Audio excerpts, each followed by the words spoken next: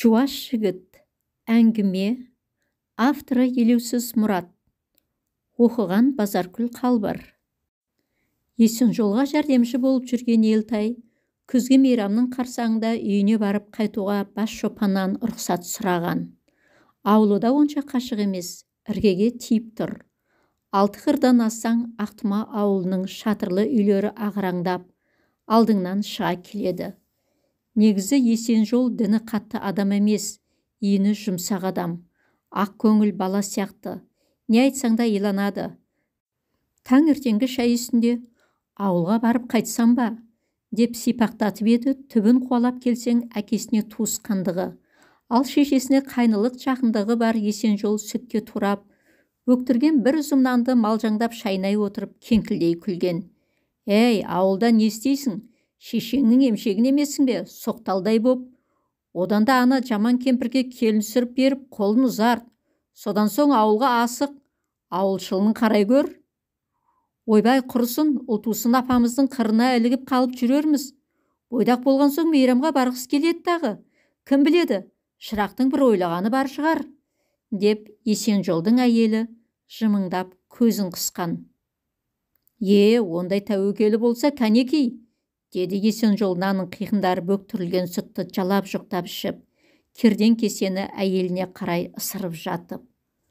Сосын қалтасынан сіріңкенің бір талын алып, сойдақ тістерінің арасына жүгіртті. Кейде осыларға қарап отырып, өз-өзінен таңқаламын, деді ол Елтайға қарап. Айтатын сылтаулары қыз жоқ дейді. Құдай-ау, қыз дегенің осы Ақтұманың өзінде өріп жүрген жоқ па? Қай үйге бас сұқсаң да алдыңнан бұлаңдап шыға келеді. Ал кеттік ауылдың басына. Тәк, Тұрғанбайдың үйінде екі қыз отыр жұтынып, қайсысың барсын деп. Сыргебектің үйінде біреу, Мырзабектің жұлдыз айы. Есенжол осыға келгенде үш саусағын бүккен қалпы желкесін қасып отырып қалды. Айтпақшы, осы Мырзабектің сол қызы да бойжетіп қалды-ау. Деді дастарханды жинастырып жатқан әйеліне дауыстап. Күнімгүл қолындағы кеселерін шырқ үйіріп сүртіп отырып. Жарығым, біздің Бекентаймен бірге оқыды емес пе? Бекенжан әскерге кетер кезде пешіріне келген көз тостағандай қара торы қыз ше? Деді. Есенжол есіне түсіре алмады ма, білмедім дегенде иығын қозғады. Қарап отырмай. Ұлбикеге тартқан болдау шамасы. Әйтпесе Мырзабекті көз сүріндіретіндей қандай түрі бар, деп шалқайды.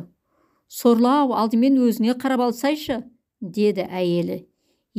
Мен кімнен кем екенмін? Деді күйеуі қызарақтап.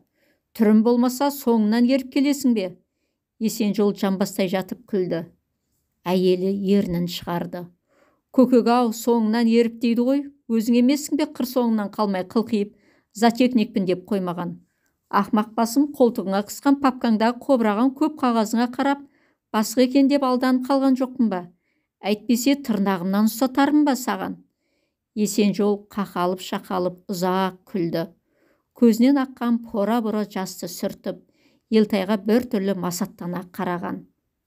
Әне бала, қыз деген халыққа сондай қулық керек. Жаман ағаң мына айдай сұлу жеңгеңді сөйтіп қолға түсірген. Маңдай тұстан майда самал ескен. Қыз деген халық деп күбірледі. Әрі қарай бірдеңе деп айтуға аузына жөндемді сөз түспеді. Не айтады? Алпамсадай жігіттің тал бойындағы бір міні қыз атаулыға қырының жоқтығы. Өзі құралпылардың бас құрағаны қашан. Ал бұл болса әлі салақтап жүр. Әсіресе сыныптастар бас қосқан ортада отыру қиын-ақ. Жұрт сөзбен қағытып, үйленбей жүрген бетіне басады. Үйленбейін деп жүр дейсің бе? Бұйрық болмай жүрген шығар. Елтай күрсінген өзі де байқамай қалды. Былтыр Омарбайдың алтынына көз тігіп төңіректеп көріп еді, құрғыр қыз маңайлатпады. Менсінбегені былай тұрсын, жолдаған қатының соңына. Ұялмайсыз ба? Ағамен жассыз ғой, ініңіз Ертеспекпен бірге оқыған жоқпын ба? Деп жазып жіберіпті. Содан қайтып алтынға соқпады. Екі беті ұяттан дуылдап қоя берген. Оқта-текте алтының аты ауызға алынғанда, өзінен өзі қарадай қысылып сипақтап қалатыны бар. Абырой болғанда бәрі де тым-тырыс қалған. Елтай өзек-өзекті қуалап отырып, сәске болмай-ақ ауылға жетіп келген. Апасы сырттан нан жауып жатыр екен. Мұны көргеннен соң шойын табаны даңғыр еткізіп тастай салып состиып тұрып қалған. Сосын таңдау деймін. Қолын алжапқышының етегіне сүртіп қалбалақтай жүгірген. Жарығым, күнім, өзіңді күте-күте екі көзіміз төрт болып отыр еді. Әлгі әкең қайда жүрей? Сарайдың көбесінде екен ғой. Апасы бетінен сүйіп маңдайынан иіскеді. Әкесі шешесіне қарағанда салмақтылық танытты. «Оу, Елтайжан, келіп қалған ба?» деді ол. Қатпа қара шалдың сарғайып сағынғаны көрініп ақ тұр. Тек сыр бермеген сиді. «Әлгі шайың не болды? Бала жолдан шөлдеп келген шығар», деп еді апасы сары самауырының ұңғысын жаман мәсінің қонышымен үрлеп тіптен жанығып кетті. Шай үстінде оны-мұны жаңалықтар айтылған. Әкесі торы құнан үйірден бөліп көкпарға дайындап жүр екен. Қымбат қария көптен науқас еді. Сол кісі нашар жатқан көрінеді. «Өлім дегеніңіз тірі пендесіне әйтеуір қақ қой», деп әкесі әл үстіндегі қымбатты тіптен бері жақындатып қойды. «Қой шәрі», деді апасы кейіп. «Бейшара сауығып кетсін. Сол өлгенде қара жердің қойын толады дейсің бе?» «Жай, негізін айтып жатқаным ғой», деп қара шал күбіжіктеді. «Тірі жүрсін байқұс, кім бар екен өзі?» Апасы терең күрсініп алған. Балташтан басқа кім бар? Қабырғасы қайысатын қымбаттың мойнына бұршақ салып жүріп, тәңірден жылап еңіреп сұрап алған Балташ емес пе? Сөйткен қымбат бұл жалғаннан не рақат көрді? Ең арғысы келін сүріп немереде сүймеді. Апасы көкірегі қарс айырыла бір күрсініп алды. Елтайдың жүрегі шым ете қалды. Мына әңгіме Балташқа бағытталғанмен, негізі бұған қарап айтылған сияқты. Осы сәт есік тықылдаған. Отырған үшеу бір-біріне қараған. Қаладағыда есік қағып әдептілік көрсету ауыл адамдарына біртүрлі ерсі көрінеді. Аядай ауыл. «Әй, бұл қайсың бет моншағың төгіліп тұрған?» Апасы самбырлай сөйлеп орнынан тұрғанша, ар жақтағы адам есікті өзі ашқан. Ұялып тұр. Облыс орталығында институтта оқитын сыныптасы Жұмаш. Сыптай киініп алған, жұтынып тұр. Апасы бетін шымшыды. «Ұяттағы шырағым-ау, Елтайжанмен төлескен Ақтыманың баласы емессің бе? Бір ауылда отырып, есік қағып?» Әкесі насып айнатып, жуып шая сөйледі.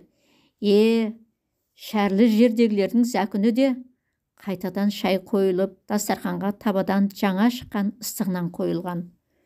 Жұмаш мерекені ауылда өткізуге келіпті. Екеуі өткен-кеткен жайлардың басын шалып біраз отырды. «Естідің бе, Алматыдан Гүлмира келейін деп жатыр ғой», деді Жұмаш әлден соң. Елтай ар-бері ойлап есіне түсіре алмады. «Қай Гүлмира?» деді сосын. «Пәлі, не болып кеткенсің өзі?» деді Жұмаш кейіп. «8-ші сыныпта бізбен бірге оқыған ақ құбаша қыз есіңде ме? Дүгенші Төлегеннің балдызы. Әне, сол Мединститутта оқиды». Жұмаш тамсанған. «Ал келсін», деді әңгіменің түп төркініне әлде түсіне қоймаған Елтай. Жұмаш қолын сілтеді. «Қызықсың-ау, Алматыдан сондай періште келейін деп жатқанда біздің мұнда тым-тырыс жатып алғанымыз қалай болады, а? Сыныптастардың басын қосып, қызықшылық жасап жібермейміз бе? Кісі басында 10 мыңнан не тұрады тәйірі?» Жұмаш ғашық екен. Сипақтатып сыр бермегенмен, шешіле келе бәрінде жайып салды. «Шіркін, сол қызға қол жететін күн туса кәнеки», деп күрсінген. Бір ғана жалғыз Жұмаш емес, Ақтыма ауылындағы әшейінде менмін деп көкірек қағатын сыбай салтаң бойдақтарына бұл хабар оңай тимеген еді. Бәрі де іштей толқыды. Өзі періште, болашақ дәрігер, институтта оқиды. Шіркіннің аты қандай. Бәрінде қол созғысы келеді. Тек саналарын шымшылаған, ала-сапыран ойлар айналып келгенде Жұмашқа тіреле береді. Өзі институтта оқиды ма? Оқиды. Қала көрген бе? Қала көрген. Әкесі завферма ма? Завферма. Жұмаштан лайық кім бар? Әңгіменің осы жағын ойлағанда, періштеден дәмелі бойдақтардың үміттері кесіліп, салдары қарадай суға кетіп қалады. Талайлардың тағатын тауысқан мерекелі отырыс Жұмаштың үйінде өткен. Үлкен үй лықа толы. Жұмаш абыр-сабыр күйде. Ол үшін қалған жұрт есепте жоқ тәрізді. Кіріп шығып жүріп біреуді іздейтін тәрізді. Гүлмира әлден соң келді. Сұңғақ бойлы, ақ кофталы қыз табалдырықтан аттағанда босағаға таяу отырған бозбалаларды жан қалмай епелектеп кетті. Тіпті Жұмаштың «Гүлмирашқа Алматыдан келген қызымызға төрден орын беріңдер» деген даусы да шығып қалды. Асаба сайланып, отырыстың қызығы басталған. Дегеннен Гүлмираның жанына жайғасқан 5-6 қыз сызылдып ән бастап еді. Оған дарылдап жігіттер жағы қосылған. Қызықшылық қысып, бел ортасынан ауа берген тұста Асаба «Төкен, ән айтатындар бар ма?» деп жалпақ жұртқа жар салды. Жұрт бір-біріне сілтеген. Қашанда өзгелерді қағытып отыратын шикіл сары қалқан құлақ Бекен тамағын қырнай жөткірініп, галстугін түзеген. Мұнысы сөз сұраған еді. «Алдыңғы күні әкем науқастанып, малдың кезегіне шықпайын ба? Содан сәскенің кезінде сеңгір жақтан бір ән естілсін. Әдепкіде мына Құдайдың ен даласында жүрген қандай әртістер деп таңғалдым. Содан малды солай қарай қаптатып жақындай түстім». Бекен осы тұсқа жеткенде сөзін үзіп, жан жағына қарап алды. Жұрттың бәрі сілтідей тынып, өзіне телміріп қарап отыр екен. «Сөйтсем, аңыратып, ән шырқап жүрген кім дейсіңдер ғой? Кәдуілгі өзіміздің өмірі жол болмай жүрген Елтай». Елтай қызарып кетті. «Қабитай, өмірі жол болмай жүрген деп бүлдірдің-ау. Әй, мұның ондайда өнері бар ма екен? Бәлесін ая?» Отырғандар таңданған сыңай танытып, гу ете қалды. «Қане, елеш, шырқап жібер. Астанадан арнайы келіп отырған мейманымыз бар», деді Жұмаш та Гүлмира жаққа қарап қойып. «Айтыңызшы», деп өтінді Гүлмира да. Үні қандай еді? Бас тартуға батылы жетпеді. Әй, өмірінде қысылғаны осы шығар. «Жарайды», деді ыңыранып. «Ақбақайды айтып берейін». «Әп, бәрекелді, міне жігіт, Ақбақайды емес, Көкбақайды орындайым десеңде, еркің білсін», деп қу тілді Бекен жұртты тағы бір күлдіріп алды. Елтай абдырап біраз отырды. Домбыраны тыңқылдатып, құлақ күйін келтірді де әнге басты. Дегенде тамақ құрғап, әннің басы жарқшақтанып шашырап шыққан сияқты еді. Бір шумағынан асып қайырмасына келгенде кібіртіктен арылып еркін көсілді. Аянбады. Аянатындай не бар? Алматыдан келген сұлу қала берді мына дастархан басында арзан әңгіме айтып, жуастығын бетке басып отырған жұрт көрсін, білсін дегеніме аңыраттай келіп. Ән аяқталысымен жұрт тағы да қақпақыл ойнатып, қыжыртқа салар деп ойлап еді. Олай болмады. Өмірі мұрынның астына міңгірлеп, жұрттың көзіне тура батып қарай алмайтын жуас жігіттің табан астынан түлегеніне таң қалды ма, әлде ән құдіреті ме? Әйтеуір жұрттың бәрі дастарханға телміре қарап отыр екен. Әуелі болып қонақ қыздың нәзік үні естілді. «Тамаша орындадыңыз». Осыдан кейін ғана қалғандарына да тіл бітіп, қауқылдасып қалды. Дастархан жиналып, биге кезек берілген. Ортаға қонақ қызбен Жұмаш екеуі шығып, қазіргі бидің үлгісін көрсетті. Елтай көптен жырылып, радиоланың жанына барып тұрды. Әлдекім қолынан тартты. «Жүріңіз билейік». Дәл қарсы алдында талайлардың көз құртымен қол жетпес биік арманына айналған Гүлмира тұр. Қып-қызыл ерін әнтек жымиғанда, ар жақтан әппақ маржандай тістердің тізбегі көрінген. Елтай қысылғанынан терлеп кетті. Қалтасын қарманып, орамалын іздеп еді, таппады. «Би білмеуші едім», деді сосын ойда жоқта. «Ой, бұл Елтайлардың қамажайға болмаса, басқа биге тісі бата қояды дейсің бе?» деп Жұмаш өз бетінше өжеттік танытып, қызды қолынан тартып еді. Гүлмира жігіттің саусақтарын ақырын білегінен ажыратты. «Несі бар, білмесе үйретемін. Кім туа бітті биші болды дейсіз?» деді даусын нықтап. Жұмаш сөзден тосылып қалды. Елтай амалсыз ортаға шыққан. Қызғанған жігіттердің тұс-тұстан қияңқы дауыстары шыға бастаған. «Бұл маймақ абайламасаңыз аяғыңызды басып кетер», деді Бекен. Әзілдеп айтқанмен үнінде ызғар бар еді. Екі аяғы икемге көнер емес, бейне бір табанына тас байлап алғандай. Осы уақытқа дейін тым құрыса жұрт қатарлы жөндеп бір би үйренбегеніне өкінді. Амал қанша, бәрі де кешеді. Қыз қимылына ілесемін деп жүріп, бір рет Гүлмираның аяғын басып та кетті. Екі беті ұяттан дуылдап, қыз жүзіне көз тастап еді. Ол түк болмағандай сыңай танытты. Әлақ үйреніп кетесіз, міне былай. Нәзік саусақтар көзіне қарай икемдей тартты. Елтайда ерік қалмаған. Мөлдіреген нәркес көз, пісте мұрын жігітті құдіреттің мысын басып, билеп төстеп барады. 8-ші сыныпта оқып жүргенде ең соңғы партада отыратын едіңіз ғой. Бір рет біздің сыныптың қыздары үшін гүл теріп әкелеміз деп сабақтан қашып кетіп, Нұртаза қайтан ұрыс естігендеріңіз есімде. Елтай бір нәрсе айтуға оқталып еді, тамағы құрғап үні шықпады. Аузын ашып сөйлесе болды. Осы бір сиқырлы сұлулықтың сынын жоғалтып алатын сияқты. Ыржиып басын изеді. Ұмытпапты. Қалайша ұмытпаған? Таң қалумен болды. Билеп жүріп маңайына көз салып еді. Жұмаштың өңі өрт сөндіргендей түтігіп кеткен екен. Ымдап далаға шығып кетші дегендей белгі берді. Гүлмира тосын құбылысты байқап қалды ма екен? Шықпай-ақ қойыңызшы деп өтінді.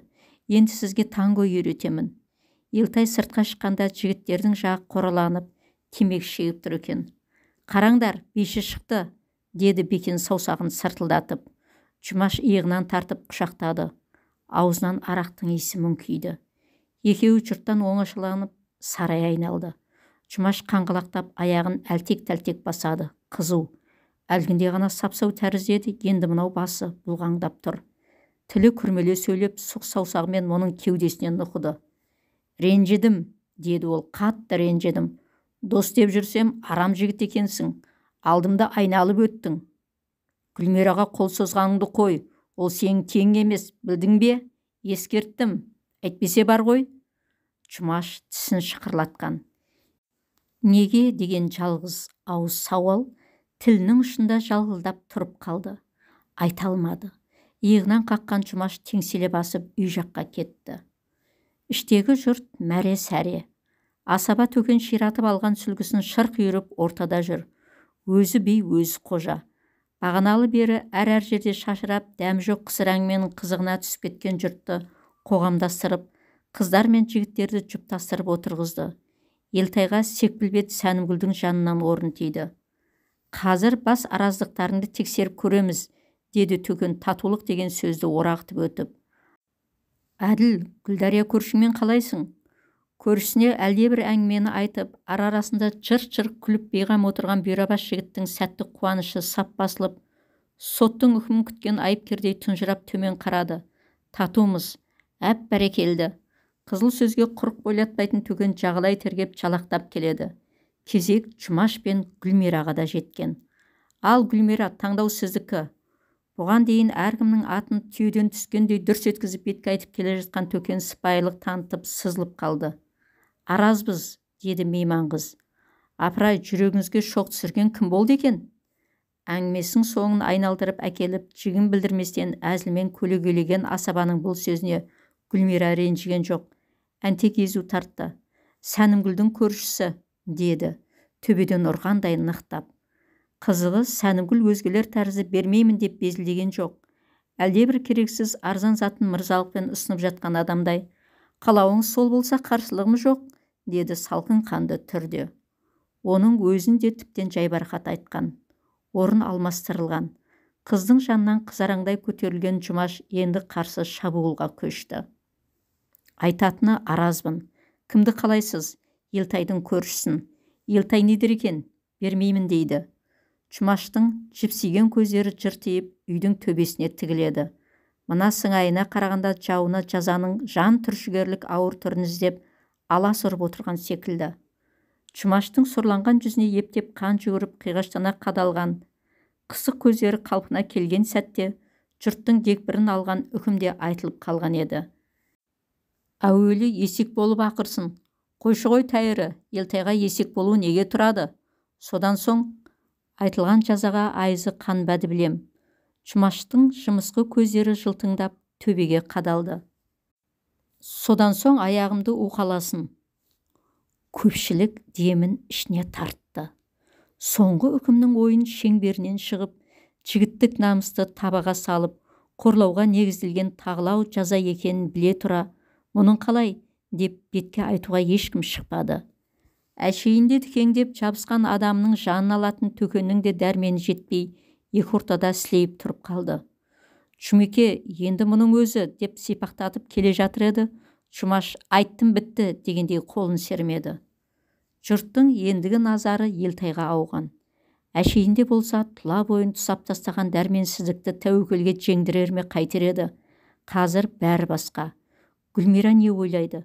Бір сәтке емпеңдеп барып Жұмаштың көгілдір шұлығы бар көз тиген аяғын, әлеуетті саусақтармен мыти уқалап жатқан көз алдына елестетті. Өз-өзінен жиіркенді. Әлде бір бұла күш бойына қуат беріп, әшейінде ырқ-ырқ күлгендердің ырқына кететін жігерсіз жанды шарыққа салып, қайрап алғандай. Ақылға сыймайтын жазаларды орындай алмаймын, деді бар айтқаны. Отырғандар түгел естіді. Сәнімгүлге қарай созылып, бір жан бастап жатқан Жұмаш басын кегжең еткізіп көтеріп алды. Не дейді мынау? Күлген болып жан-жағына қарады. Орындамаймын дейді? Әнен қара, ынжық немені. Тіліңді тарта сөйлегенің жөн болар, деді Елтай Жұмаштың көпшіліктің көзінше. Ынжық деп кемсіткеніне жаны төзбей. Жұмаш та ашудан жарылардай болып шаққап отыр екен. Тілді тарта сөйлегенді көрсетермін саған, деді Жұмаш орнынан жұлқына көтерілген. Әлдекімдер қойлап еді, тіптен бой бермей кетті. Жай жүрген жоқ, жігіттік намысқа май құйып шыжғыратын ауыр сөздерді түйдек-түйдегімен боратып жүр. Қорықтың ғой, қоян жүрек, ер болсаң еркімен шыға ғой, шым-шымдап басталған шатақ найзағайдай шартылдады. Әлде қандай әлеуетті күш Елтайды қолтығынан демеп, орнынан тұрғызды. Бұл жолы білегінен ұстаған нәзік саусақтарды да елеген жоқ. Алайда үлгере алмады. Көзің алды жарқ етіп, шақпақ тастардан ұшқын ұшты. Бір сәтке шіркөбелек айналған жарық дүние кілт тоқтап, үй ішіндегілердің бейнелері анық көріне бастады. Шеке тұсынан жылымшыланып әлде нәрсе аққан. Сипап көріп еді, қан екен. Айнала удас шу. Тәтті түстің әсерінен айыға алмай теңселіп біраз тұрды. Бұл кезде оқыстан соққы беріп ұпайын түгендеген Жұмаш өңмеңдеп қайта ұмтылып келе жатыр еді. Ұмар-жұмар жұлқысты.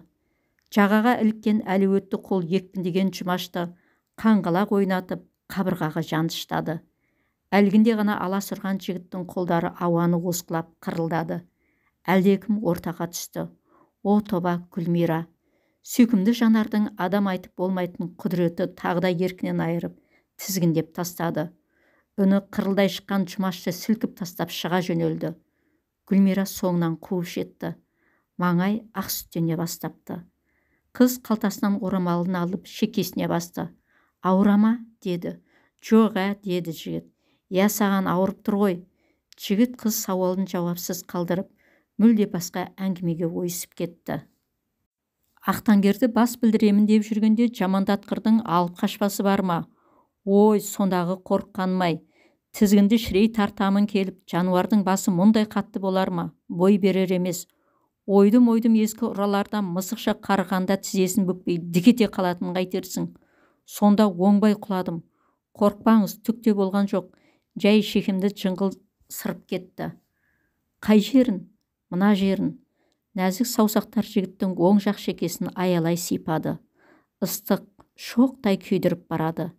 Ертең қайтамын, деді бойжеткен әлден соң. Қала деген жақсы ғой, деді Елтай одан басқа жөндемді сөз таппай. Маған да қайтпасам болмас. Есіқаңда тығыршып күтіп отырған шығар. Әттең, ертең қайтатыныңызды қараңызшы. Сізді Ақтангерге мінгізіп тауды аралатар едім. Үрейленбеңіз, қазір ол шу асау емес. Жалынан ұстасаңыз тырп етпейтін жуас жылқы. Гүлмира даудырлап сөйлеп келе жатқан жігіттің жүзіне таңырқай қарады. Сіз демеші, бірге оққан жоқпыз ба? Жігіт айыпты адамдай самайын сипады. Әттеген-ай, ертең қайтатыныңды қарашы. Неткен қысқа уақыт. Елтайдың үні бір түрлі өкініп шықты. Қимастық сезімі көкірегін кеу-кеулеп алған. Неткен қысқа уақыт. Енді байқады. Түкеншінің түйе көрінбейтін дуалдары бар еңселі үйіне таяп келіп қалыпты. Әлгіндегі өкініш одан сайын ұлғая түсті. Бұл қандай құдірет? Бұрын қалайша байқамай келген. Жаңа жылда тағы да келемін. Хат жазып тұр, жарай ма? Жігіт үнсіз бас шұлғыды. Гүлмира қол сөмкесінен бір парақ қағаз алып, әлдебір нәрсені ұқыптап орады да бұған ұсынды. Ашып көрмекші болып еді, нәзік саусақтар ақырын қолын қысты. Үйге барғаннан кейін ашарсың, жарай ма? Топсалары майланбаған ескі қақпа шиқылдай ашылып, Гүлмира көрінбей кетті. Елтай состиып қақпаның жанында біраз тұрды. Содан соң адымдай басып үйіне қарай аяңдады. Гүлмираның нәзік саусақтары тиген шекесін сипады. Жаңа жыл қашан болар екен? Үйге келісімен жүрек түсін шоқтай қыздырған, төс қалтасындағы тор көз дәптердің парағын жазып қарады. Ішінен суысып, қыздың жібек орамалы түскен. Қадірлі тыңдарман, егер сіздерге әңгіме ұнаса, каналға тіркеліп, лүпіл басып кетіңіздер. Біз сіздермен бірге дамимыз. Еліміз аман, жұртымыз тыныш болғай. Келесі кездескенше, достар.